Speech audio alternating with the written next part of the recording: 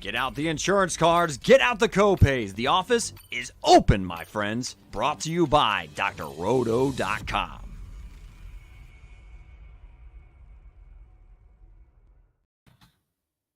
Welcome, my fellow breadheads, to the one and done Week 6 recap show powered by drroto.com. I am Nape C. Hustle, a.k.a. Chris Napier. You can find me on those Twitter, X, whatever streets, at The Real Napier. I am joined by our very own college basketball guru, the captain of the Green Screens Media ship. You can find him on X, Twitter, whatever, at MCHolland34. Mr. Mike Holland, how's your weekend been, brother? It's been good. We had a few cervezas last night, so I hope your recovery went well. Woke up, watched a lot of football and college hoops. Texas volleyball, the women won back-to-back national titles today, so celebrating down here in the Austin area. Enjoyed that. We were celebrating Eric's win the other night. Eric, shout out to our guy at Fantasy Nav. Eric Romoff placed 4th in the Big Jam the other day. I think that was Saturday, if I'm not mistaken, Friday or Saturday. Won himself a good $300+ that night. I was on that struggle bus, just trying to cash, but that's how it goes. If I just stick to my core 4 and just play lineups around that, I probably would have been like Eric and made a lot of money. Instead, I like to tinker around and mess around with stuff. And yeah, we got to get that buttoned up, man. But just ready to talk about Week 6. It was crazy, man. Yeah, man. Before we get into that, man, make sure everybody out there, if you're watching now, live, in the future, tomorrow morning, what have you, make sure you hit that like and subscribe button. We are so close to 700 subscriptions, and we just want to make sure we hit that and get our voices out to as many as we can. Mike, it looks like we got looks like a couple comments. Yeah, what do we got here? Too late for me, but I'll be watching tomorrow. I appreciate it. TGHH30 space exclamation point. What else we got here? Mama Rocks is back. Fellas, what's up? Nice for sure. Thanks to the Core 4 and more. Yeah, let us know, Mama Rocks, if you were able to make some coin. That tournament Core 4 went bananas. So I made a little bit, but I definitely could have gotten to some better lineups if I didn't mess around. So appreciate everybody joining. What do we got to talk about today, Chris? Well, first, I just wanted, before we get into our headlines, like we normally do, I wanted to get your thoughts on something real quick. So that big news that came in midway through the week, those 2-time transfer waivers. Yes. What are your thoughts on that, man? Yeah, that shakes everything up. We had guys sitting out that didn't get waivers, and now all of a sudden, it looks like all these guys are playing, and most of them are already taking the court. Obviously, it'll take these guys a couple of days to ramp up. Jalen Cook from LSU, he didn't take any time. He played almost 30 minutes in that LSU-Texas game and was an impact player in that game. But, I think it's going to make a lot of teams look different, right? So we may be bullish or too low on some teams, and then come to find out adding these couple of pieces to these rosters, right? It's like going to be completely different in 2 months, man. So it looks like I got Jay in here jumping in, and that's our waiver guy right here. You get a waiver. You get a waiver. Everybody gets a waiver. Yeah, man, that's hilarious.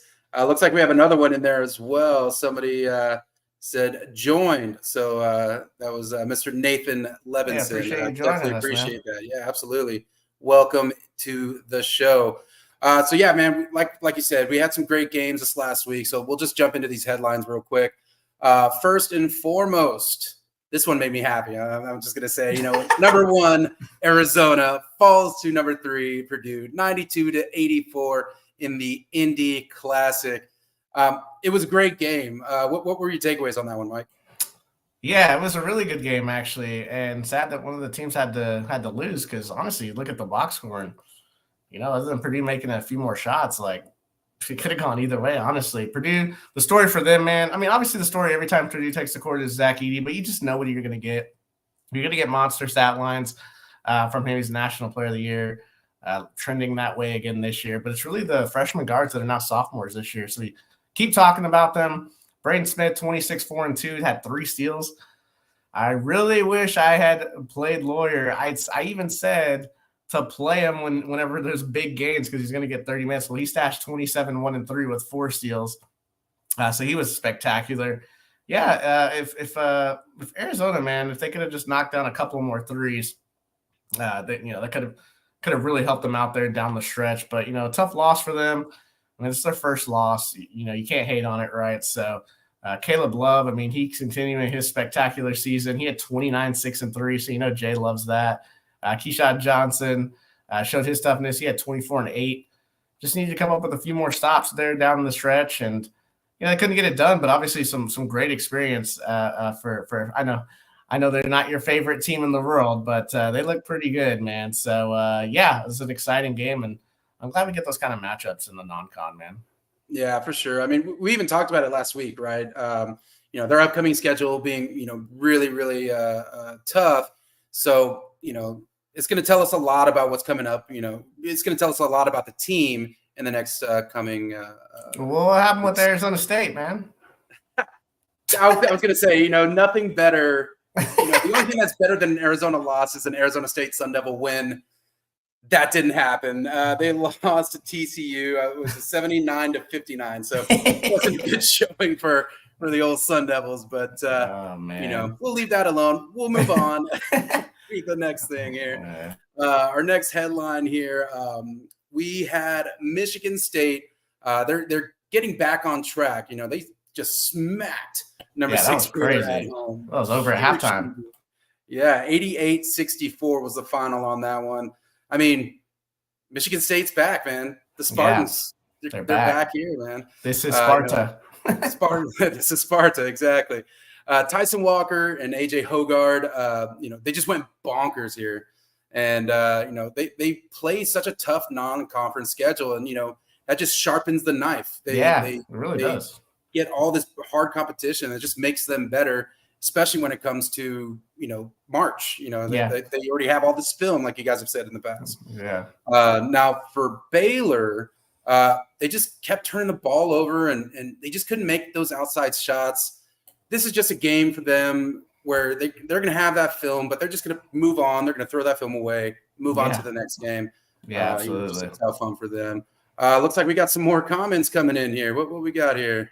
Obama Rocks coming through here. Oh, look, let's see, no doubt, Jay. Everyone gets a waiver. But also played Lawyer because you told us to.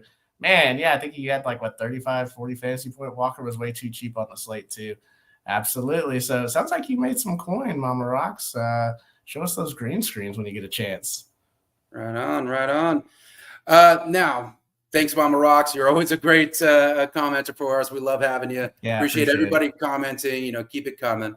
We'll move on to the next headline here. We have number 8 Creighton.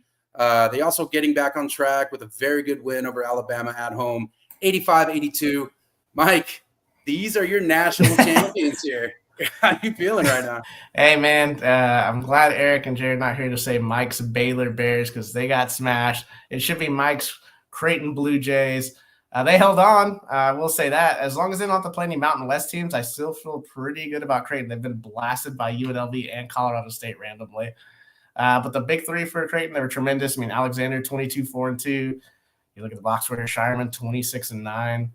Kalkbrenner, 19 and 8. So, I mean, this is just a well-oiled machine on offense. That expecting them to play a little bit better defense. Kalkbrenner, obviously can help with that with the shot blocking ability. And then for Alabama, man, they play a very tough non-conference. Another tough loss for them. Mark Sears, he plays at a high level, so that's something that they can obviously build upon as they continue through the season.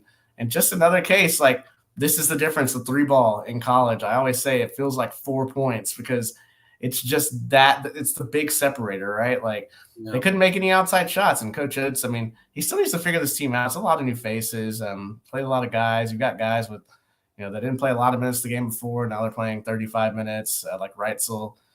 Grant Nelson's still trying to figure it out. So, yeah, I think overall, Alabama, I can't to keep saying this, but in all these teams, man, just with the transfer portal era and 1,800 transfers, now the 2-time transfers are in and all these freshmen, college basketball is one of those sports where you can look amazing in the first 2-3 weeks of the season and then look completely different come February. So just one of those deals, man. But another awesome game. A lot of great games this weekend.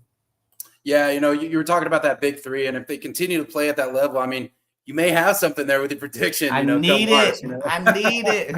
I need it. They're gonna get bounced in the first round because they're my national. But oh wait, no, I'm not Jay Heinrich. So. Oh man, yeah. So next one on the list here, we have number 14, Kentucky. They came up big down the stretch to beat number 9, North Carolina, 87-83 at the CBS Sports Classic.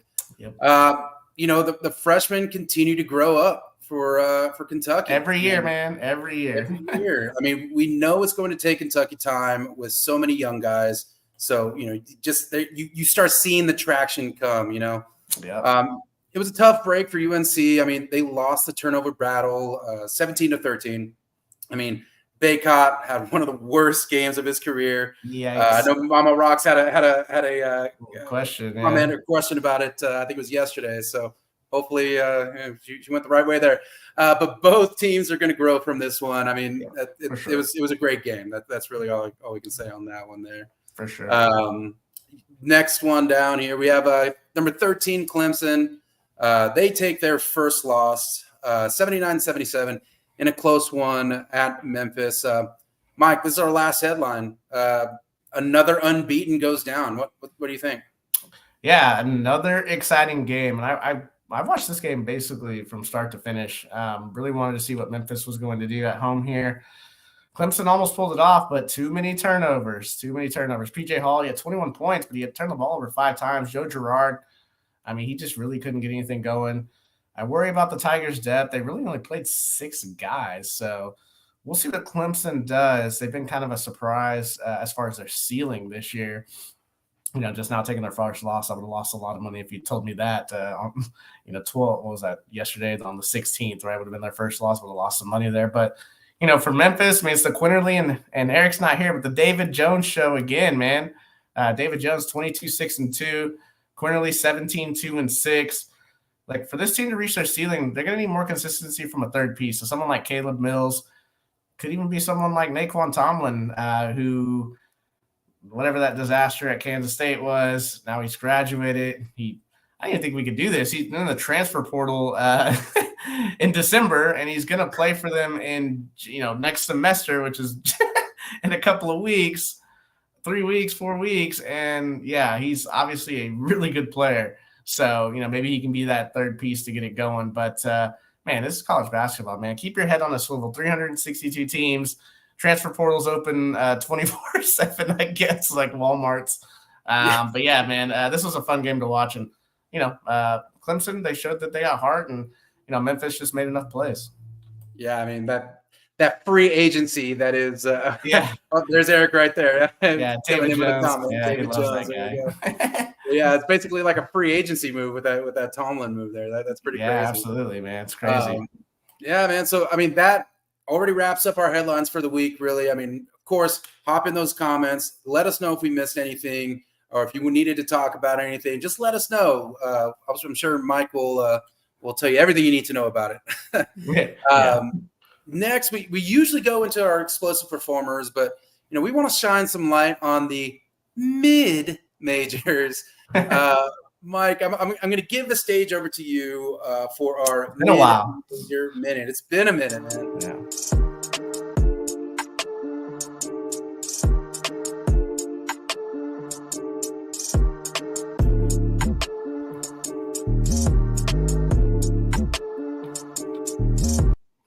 Man, haven't done one of these since we off season. So feels weird to hear the music again, but hey, I'm going to take a look at 2 mid-major conferences. Start with the Sun Belt. A lot of hype for James Madison starting the year. They had that thrilling road win at Michigan State. They are 10-0 as of today, 1-0 in the Sun Belt.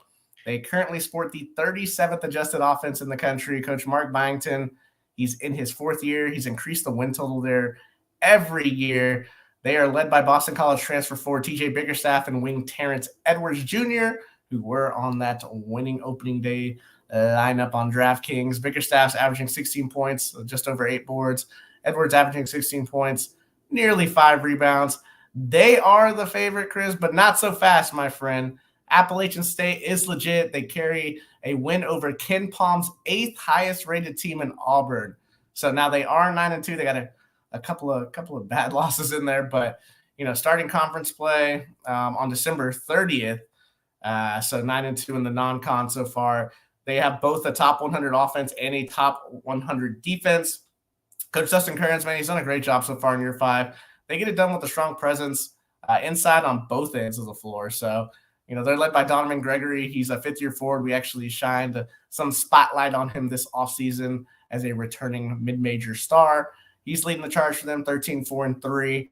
I like the Mountaineers to challenge James Madison at the top of the Sun Belt. And I want to shine some love on Jay's Missouri Valley Conference, the MVC. It's always a conference with multiple teams battling at the top.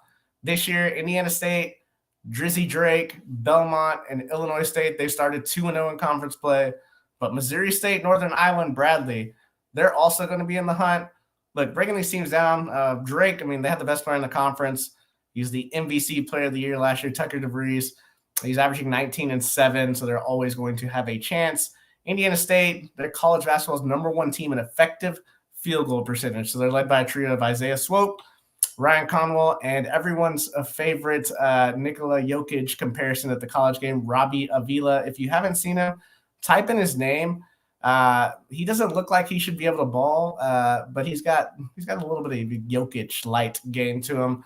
Belmont, they're one of the best three-point shooting teams in the country. They sport tremendous guard rotation here with Jacoby Gillespie. Also, they have the forward Cade Tyson, who we spotlighted this offseason. He's having a really nice year. Illinois State, they have one of the top defenses in the MVC. They get it done offensively with 6 guys averaging between right around 8 and 11 points per game.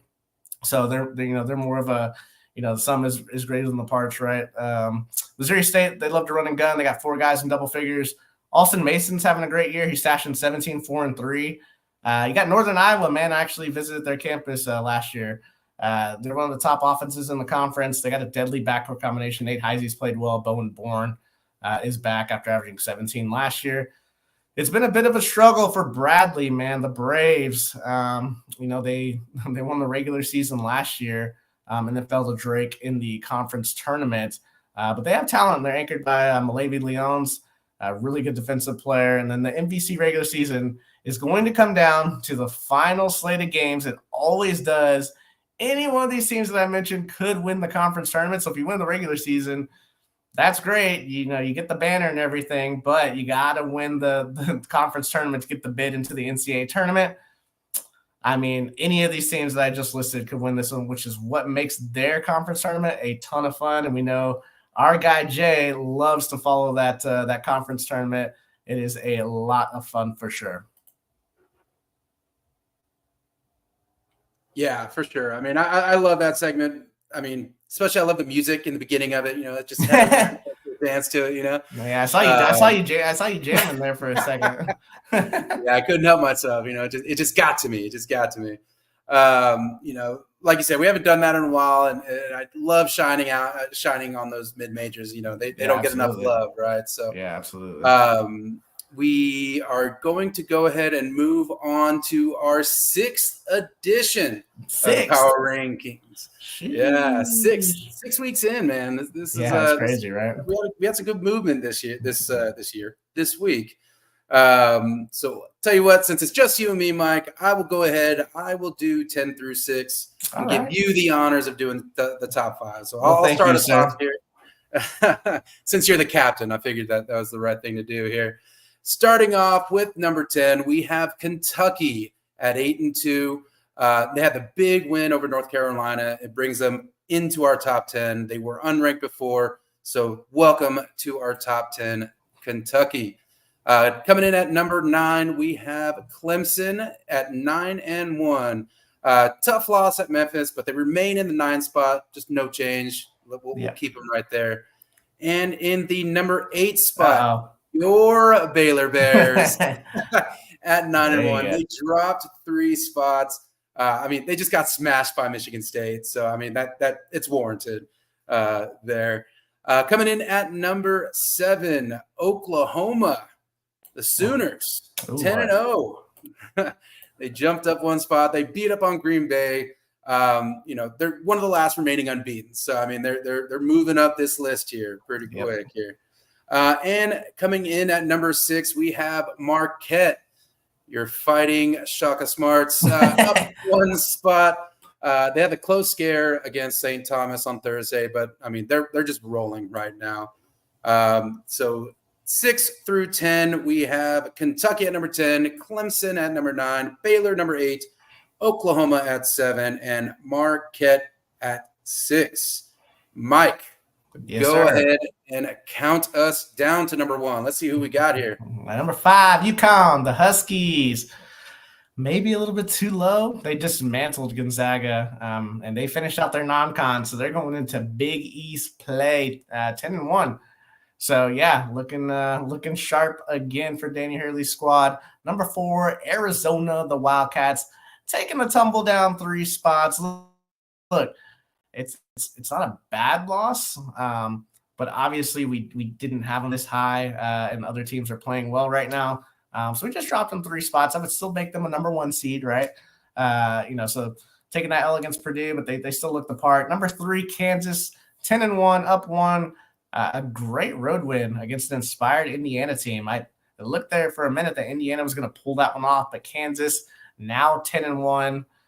Houston 11-0. No change keeping them at the 2 spot there.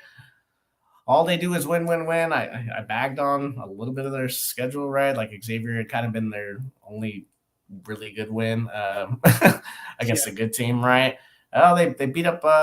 They beat up and then held on at the end against the Aggies. Came surging back late. Aggies are a top 30 KenPom team. So really, really good win for Houston. But you take out the number 1. You were number 1 a few weeks ago.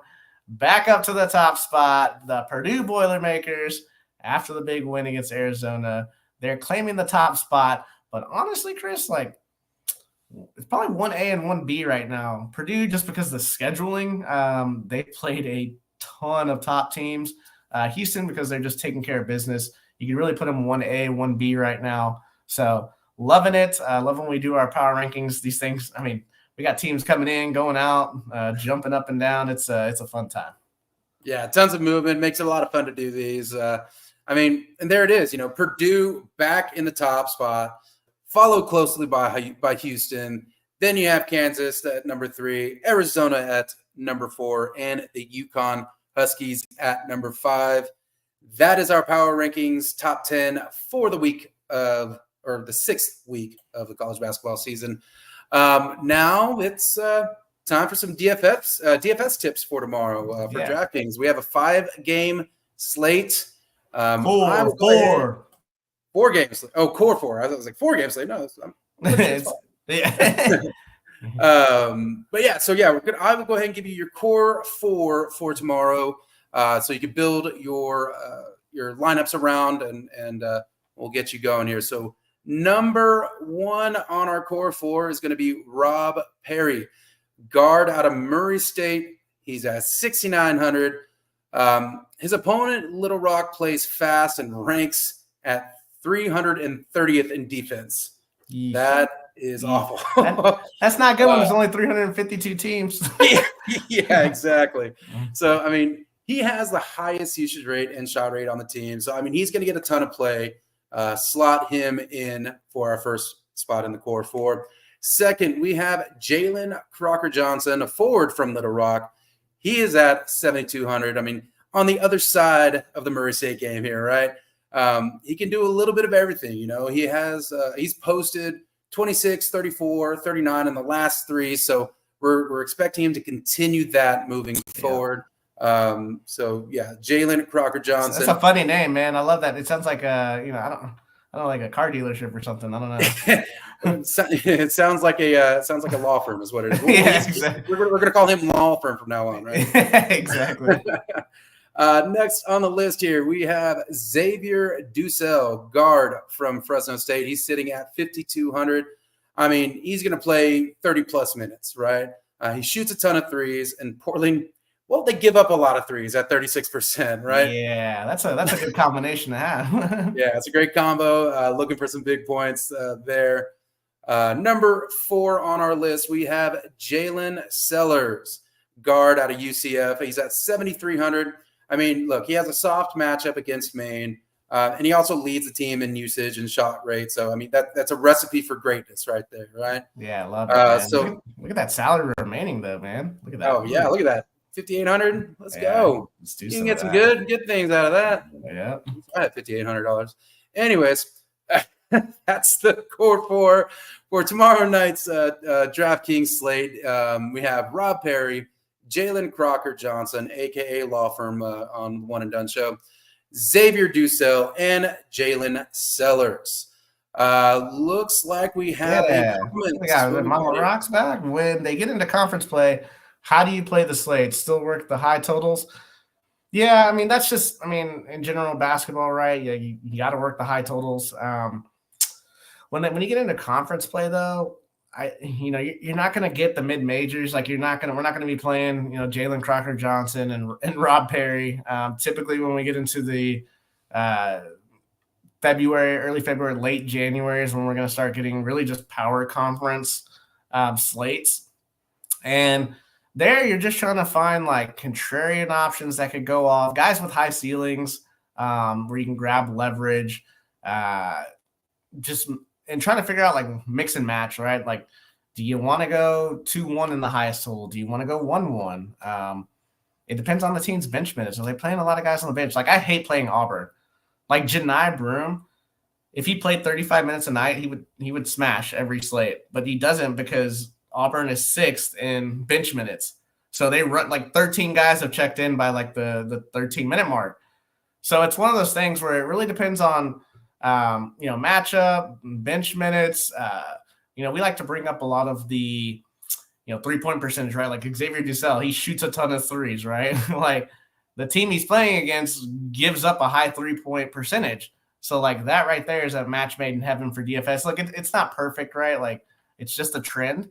So that's kind of where we come up with cores. And then you want to look at the type of tournament you're playing. Like you're playing a cash game where you need someone with higher floor, don't need as much ceiling, or a smaller tournament where that's the case. Or you play in these large field tournaments where you need guys with massive ceilings, but they might put up a 7 and you're just going to have to live with it because you're trying to win first in those things. Otherwise you don't really make any money. So, I love conference time, man. I think that's when we shine the brightest. We also have way more data later in the year than we do. Early in the season, it's kind of like, why is this team one night playing 6 guys and then the next night they're playing like 11 guys? It just doesn't make any sense. So anyway, sorry off the long tangent there, Mama Rocks, but that's how we roll with that. So can't wait for conference play, which is right around the corner, actually. Good point on tight rotations. Yeah, absolutely. Yeah, exactly. I mean, great question. I mean, and great answer there, Mike. I definitely appreciate it. It's, we're here to learn as much information. I'm constantly learning from you, and I'm sure our viewers are learning a lot from you as well. I mean, obviously they're making money from us, right? They're making money on what we're telling them here. Yeah. So let's go ahead and move on to our last segment of the night here. Mike, can you hit us with some of the best bets for tomorrow? What do you got? What are you betting on? Yeah, I'm going to go back to the well with Oakland's finest here, plus 15 at Michigan State. You're saying, what? Michigan State's back, right? Yeah, but you've watched enough college basketball. You understand that, like, after an emotional win like that, the next thing that'll happen is they'll be in a tight game against a mid-major team. Oakland's one of the better mid-major teams in the country. They've covered multiple times. We had them on an outright win against Xavier. We had them covering against Ohio State at the beginning of the year. They did both as double digits. Let's go right back at it again. Trey Townsend, he's a star for them. Golke's shot, I think, the most threes in the country than any other player. I just think Oakland's going to hang with them. So give me the 15 points on the little bit of the Michigan State letdown. I don't think there's a chance for an outright win, but I think there's a chance that Oakland keeps it close. And then also Fresno State -3 versus Portland State. There's a little bit of a shooting disparity between these two teams. Fresno is 28th in effective field goal percentage. Portland State is 289th in effective field goal percentage. If you don't know what that is, effective field goal percentage is essentially like how much is the shot worth, right? So like teams that shoot really well from three. Obviously, the three ball is worth one more point than the two ball. So, that's how that is. Yeah, no math here, right? So Fresno, obviously a really good 3-point shooting team. Portland State, not so much. So I think Fresno is going to cover the 3. Give me that all day. And Chris, why don't you wrap us up for the 6th edition of News and Notes? Absolutely. I appreciate it. First off, I want to thank you to all our commenters. We had Taylor, Mama Rocks, Jay, Eric, G. Wade, Nathan. We'll be back later this week to break down a slate or two. First, we want to make sure you help us get to that goal of 700 subscribers by the end of the year. Make sure you tell your fellow breadheads, to your fellow brothers in basketball, broskies in basketball. We're just a couple away. Send it out to them. Shoot it out to the moon for us. But other than that, you guys definitely appreciate it. Let's go get this bread.